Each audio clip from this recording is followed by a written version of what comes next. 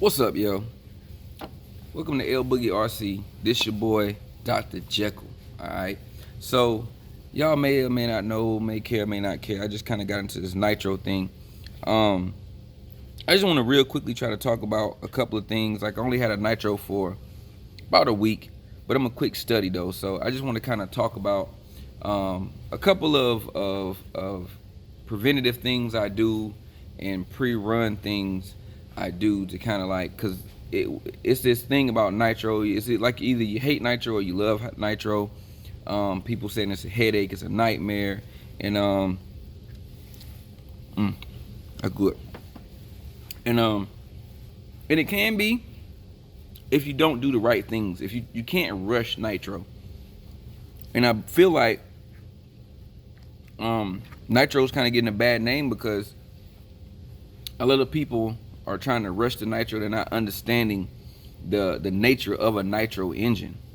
So basically what I want to do is just real quick kind of talk about a couple of pre-run things I do and preventative after maintenance things that I do to keep my nitro running good and being able to go out and have a fun time and not sitting there tuning, for hours. I hear people talk about they're out there for hours all day, tuning a nitro and running, and then the tunes. I don't know. I haven't had that issue.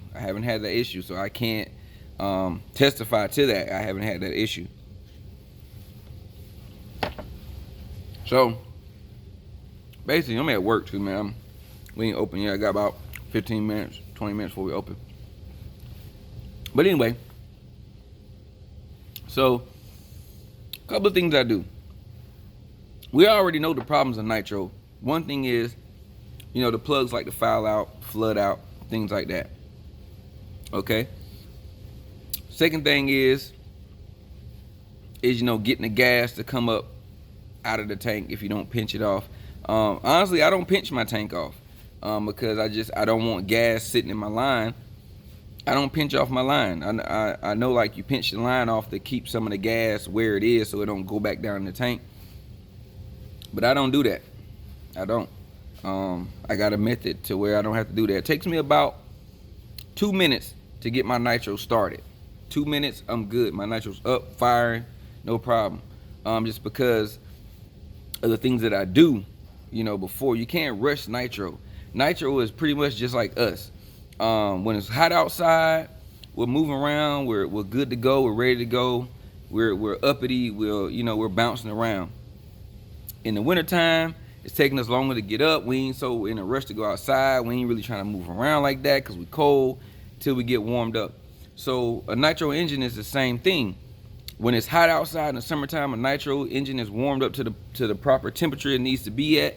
It's gonna fire up, it's gonna be ready to go.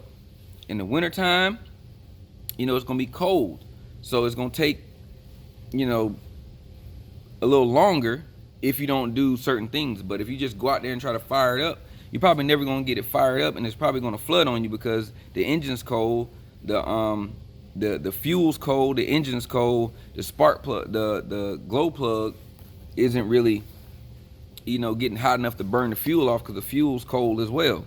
So temperature is the biggest thing that affects nitro. Temperature, and air. Just like if you're outside, you running full speed. When your air starts to get short, you're gonna do what? You're gonna slow down, and eventually you're gonna stop. But as long as you got good air coming in your lungs, you'll run forever, right? So nitro is the same thing. You got to make sure the temperature right. You got to make sure it's getting the right amount of air in, so it can breathe and so it can burn that fuel. So that's the first things you have to take into effect when you're trying to start a nitro is you need temperature and air. It's the first thing: temperature, air, and good fuel. Okay. So now it's kind of longer than what I want to be. All right. So just to go in real quick, what I do, my pre-run things that I do, I have a heat gun. With a aluminum foil cup that I made. They got bags that you can put on there and heat up the motor. Good.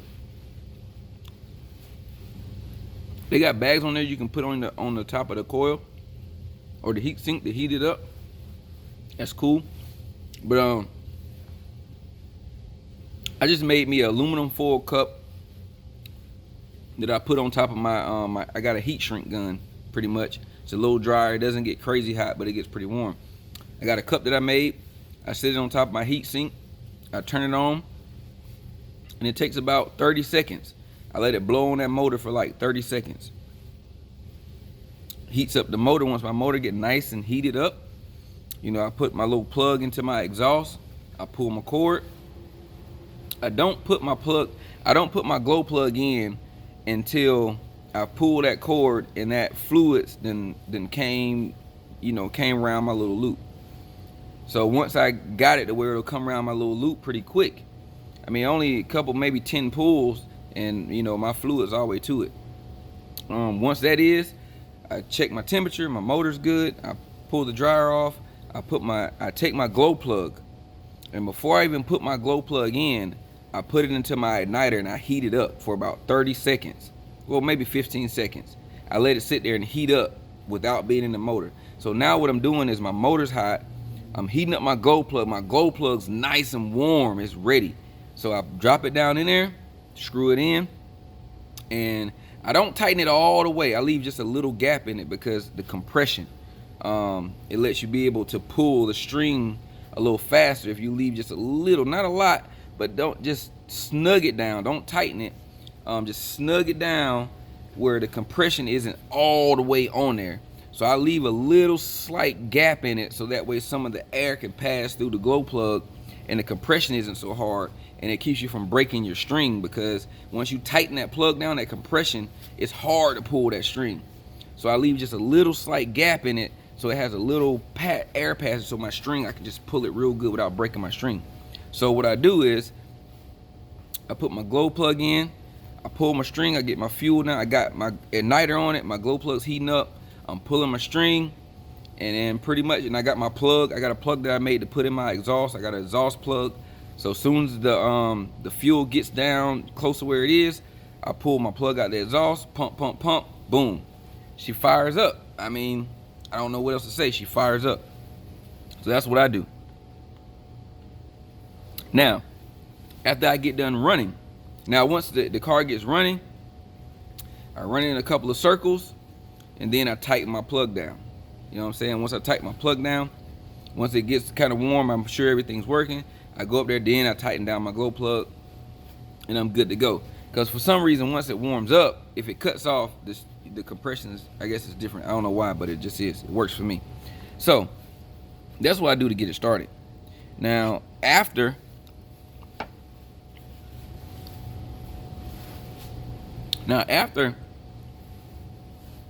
I get done playing and having fun,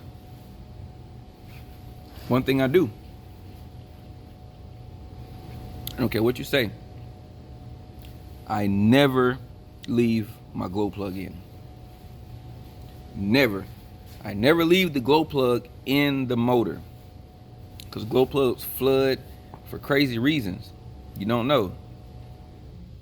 I never leave the glow plug in the head of the motor. I always, every time when I get done, I take my glow plug out, I wipe it off, I clean it off, but be careful because there's like a little wire that goes on the bottom of that glow plug. I think it's like the ground for it. I don't really know what it is, but it's a little wire that comes out. So just be careful when you're wiping it off. But I wipe my glow plug off, I stick it in my igniter, I heat it up for about 15 seconds, let it get nice and hot and dry everything out. Once my glow plug is dried out, I take it, I roll it up in a napkin, and I just put it on my chassis somewhere beside, I put it on the chassis, maybe beside the receiver and my battery tray. I just stick it on the chassis somewhere until I'm ready to run it again. Now this way my glow plug has no chance of getting any excess fuel on it, or if it bounces around and there's a little fuel in the bottom of the motor or something, it has no chance of getting flooded by any means, because it's not in the engine at all. It's dried off and put up in a safe spot.